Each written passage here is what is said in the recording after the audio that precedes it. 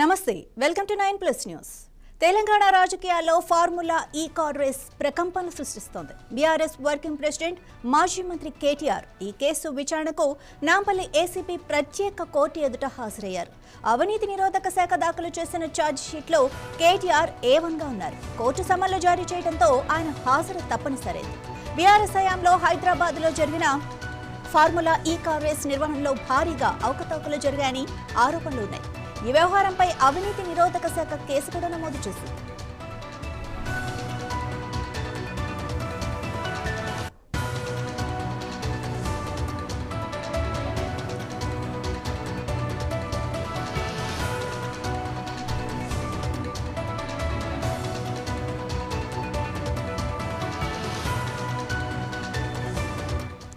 మంత్రివర్గ అనుమతి లేకుండానే 55 కోట్ల రూపాయలు హెచ్ఎండిఏ నిధుల నుంచి లండన్కు చెందిన ఫార్ములా ఈ ఆపరేషన్ సంస్థకు అక్రమంగా బదిలీ చేశారని ఏసీబీ ఆరోపిస్తోంది. ఈ నిధుల మళ్లింపు కోసం హెచ్ఎండిఏపై నాటి మంత్రి కేటీఆర్ ఒత్తిడి చేశారని ఏసీబీ తన ఛార్జ్ షీట్లో పేర్కొంది. అందుకే కేటీఆర్ ఈ కేసులో A1 నిందితుడిగా చేర్చారు. నాటి పురపాలక శాఖ ముఖ్య కార్యదర్శి అరవింద్ కుమార్, హెచ్ఎండిఏ మాజీ చీఫ్ ఇంజనీర్ బిఎల్ఎన్ రెడ్డితో పాటు మరికొందరిపైన అభియోగాలు మోపారు.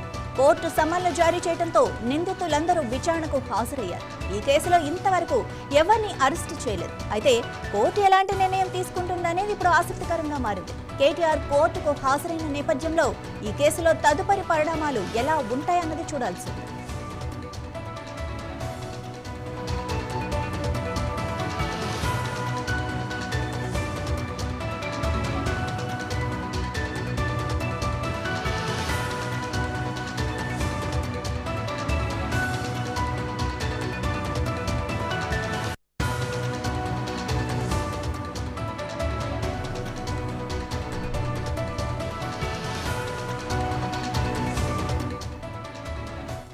మరి ఇదే విషయానికి సంబంధించి మరింత సమాచారం మా bureau chief Raj Kumar live లో అందిస్తారు. ఏసీబీకి సంబంధించిన విచారణ గతంలో జరుగుతూ వస్తుంది. ముఖ్యంగా కేటీఆర్కు ఈ నోటీసులు ఈరోజు ఇవ్వడం జరిగింది. ఇవాళ KTR BRS working president KTR Nampally కోర్టుకు హాజరయ్యారు. ఫార్ములా ఈ రేస్ సంబంధించిన కుంభకోణం జరిగిందంటూ అక్రమంగా మళ్లింపాయని చెప్తూ వచ్చారు. సో దీంతో పాటు మనతో మాట్లాడడానికి ఉపేంద్ర గారు చెప్పండి, ఈ కేసు గురించి మీరు ఏమంటారు? ఇప్పుడు వాళ్ళు మొదటి నుంచి కూడా చెప్తా ఉన్నాం, తప్పుడు కేసు పెట్టారు, ఆధారాలు లేని కేసు పెట్టారు, చట్ట ప్రకారం నిలబడినటువంటి కేసు పెట్టారు. ఎందుకంటే ఏసీబీ కేసులో ఇప్పుడు లంచం అడిగినటువంటి డిమాండ్ ఉండాలి, లంచం తీసుకుంటానే యాక్సెప్టెన్స్ కూడా ఉండాలి. ఆ తర్వాత నువ్వు ఆ ప్లేస్ ఆఫ్ అఫెన్స్లో మెటీరియల్ కలెక్ట్ చేయబడాలి, డబ్బులు కానీ వాల్యుబుల్ థింగ్స్ కానీ బంగారం కానీ ఇంకెట్లాంటివి కానీ.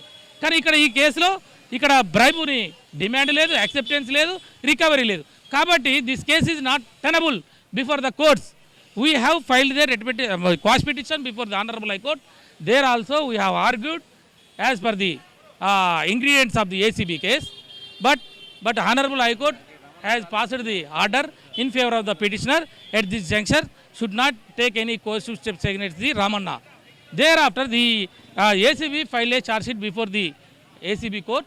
After consideration all documents, these honourable IAS officer Congress ప్రభుత్వం అధికారంలోకి వచ్చిన తర్వాత దానికి కంప్లైంట్ ఇచ్చారు. ఎందుకంటారు అంటే 100% పొలిటికల్ వెండెట్టా అని చెప్తూనే ఉన్నాం కదా. ఇక్కడ ప్రభుత్వము, ముఖ్యమంత్రులు, మంత్రులు వాళ్ళ డైరెక్షన్స్ మేరకే వాళ్ళంతా కూడా పనిచేస్తూ ఉన్నారు. కాబట్టి నేను ఏమంటున్నా, ఐఏఎస్ ఇచ్చినా, ఇంకొక ఐపీఎస్ ఇచ్చినా, ఈ కోర్టు పిలిచినా, ఏ కోర్టు పిలిచినా కేటీఆర్ గారు ఒకసారి కాదు 10 సార్లు రావడానికి సిద్ధంగా ఉన్నాడు. ఎందుకంటే మా కోర్టులు అంటే గౌరవం, పోలీస్ అంటే గౌరవం, చట్టాలంటే గౌరవం, భారత రాజ్యాంగం అంటే గౌరవము. అందుకే మేము హైకోర్టులో పిటిషన్ వేశాము. ఇట్లా కూడా మాకు ఇంటీరియం ఆర్డర్ ఫేవర్గా వచ్చింది. కేటీఆర్ గారి మీద ఎలాంటి స్టెప్స్ ఈ టైంలో తీసుకొని చెప్పినారు. దాని తర్వాత ఇప్పుడు వీళ్ళు ఛార్జ్షీట్ వేసినారు. ఛార్జ్షీట్ వేసి ఎవిడెన్స్ కానీ డాక్యుమెంట్లు ఎఫ్ఐఆర్ ఛార్జ్షీట్ ఇవన్నీ చదివిన తర్వాత కోర్టు విల్ ఫ్రేమ్ చేసి charges. There after the trial will commence. తర్వాత ఆ charges basing on the charges we will go to the before honourable court. We will argue the honourable court. If court thinks the case is fit, there is no bribe, that High Court quash the total case. When the FIR quash, there is no ACB case. We are ready for that arguments. We are waiting for the charges. Today only Ramanna attended for the appearance, but respecting the courts and judges also. మేము కోర్టుల్ని, జడ్జిల్ని గౌరవిస్తాం కాబట్టి appearance ఉన్నా కూడా మేము వచ్చి attend అయ్యాం.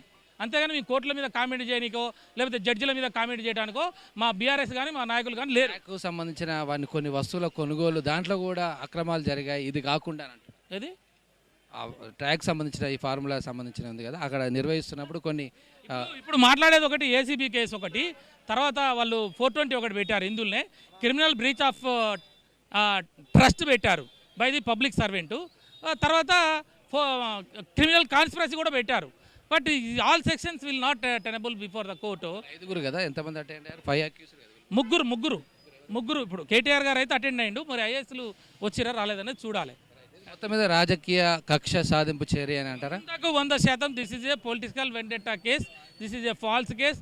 There is no documentary evidence, there is no demand of bribe, there is no acceptance of bribe, there is no recovery of the money or valuable things.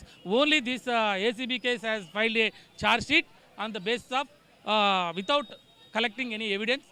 Only political vendetta case is there. By instructing the government officials, they are acting. We are ready to be going to before the honorable court. We will argue before the honorable court. We will win in this case. Entire case we will win. The honorable high court, we hope this the quash petition will allow.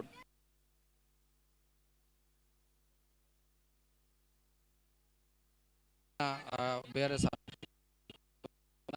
ఖచ్చితంగా ఇది కేవలం కక్ష సాధింపు చర్యలో భాగంగా ఎలాంటి evidence లేదు, నియమ నిబంధనల ప్రకారమే ఈ యొక్క నిధులు అనేది ఇవ్వడం జరిగింది. అంతకంటే ముందు కూడా ఇచ్చాం, దాంట్లో భాగంగానే సిరీస్లో భాగంగానే ఈ యొక్క నిధులు కూడా ఇవ్వడం జరిగింది. కానీ ఇలా కేటీఆర్ కానీ తనకు వ్యక్తిగతంగా లాభం చేకూర్చేలా ఎలాంటి సాక్ష్యాలు లేవు. ఇది కేవలం కావాలని రాజకీయంగా కక్ష సాధింపు ఇప్పటికే బీఆర్ఎస్ కూడా ఆరోపిస్తుంది. వాళ్ళు ఇప్పుడు మనం లాయర్ మాట్లాడినప్పుడు విన్నాం, ఇది హైకోర్టు కూడా వెళ్తున్నాం. ఖచ్చితంగా ఈ కేసు ఈ కోర్టులో నిలబడదు, కోర్టు జడ్జి గారు న్యాయమూర్తి కొట్టివేస్తారు. ఎందుకంటే సరైన కలెక్టివ్ డాక్యుమెంట్స్ ఏవైతే ఉన్నాయో ఎవిడెన్స్ డాక్యుమెంట్స్ లేనందున ఖచ్చితంగా ఇది నీరుగారే ప్రయత్నం ఉందని అన్నారు. ప్రస్తుతం కేటీఆర్ లోపల కోర్టులో ఉన్నారు. 3 ఇవాళ అటెండ్ అయ్యారు. మొత్తం 5 ఆరోపణలు ఎదుర్కొంటున్నారు. A1గా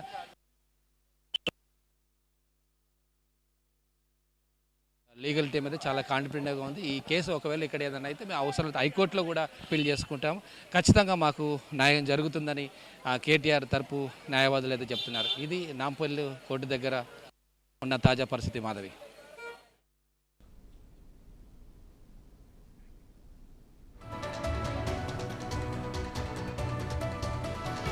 థ్యాంక్ యూ రాజ్ కుమార్.